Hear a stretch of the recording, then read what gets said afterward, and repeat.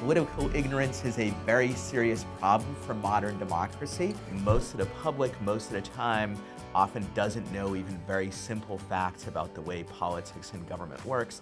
For example, only about 34% of the public even know what the three branches of the federal government are. Much of the time, they also don't know what the government is doing or which government officials are responsible for which issues. If you're like most people, you probably spend more time acquiring information and thinking about it when you decide what car or TV set to buy than when you decide who to vote for president or for any other political office. That's not because the TV is more important than who becomes the president or that the TV deals with more complicated issues. It's because you know that the decision on the TV set will actually make a difference. A lot of data shows that when we evaluate political information, we tend to overvalue anything that supports our pre-existing views, while undervaluing or ignoring anything that cuts against them. It's rational to be ignorant in these cases, but what's rational for each individual can lead to very bad collective outcomes. If one voter is ignorant, that doesn't really matter very much. If millions of voters, the majority of the population, are ignorant, that matters a great deal. It could mean unqualified candidates win office.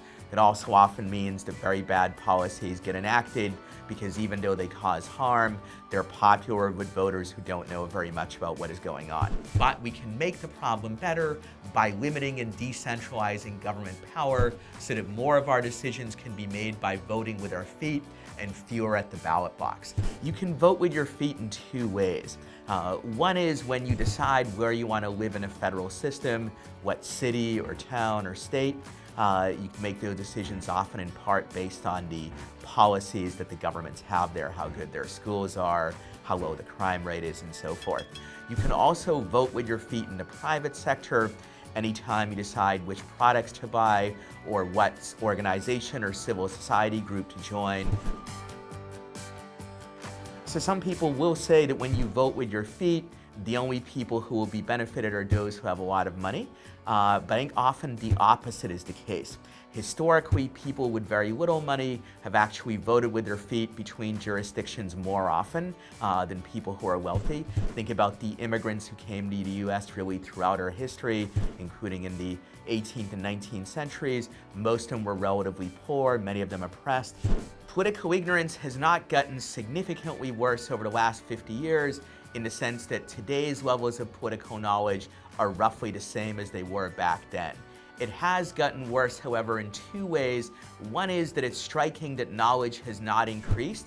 Also, government has become larger and more complicated, so the same level of political knowledge that existed back then is even more inadequate today than it might have been back in the 1950s and 60s.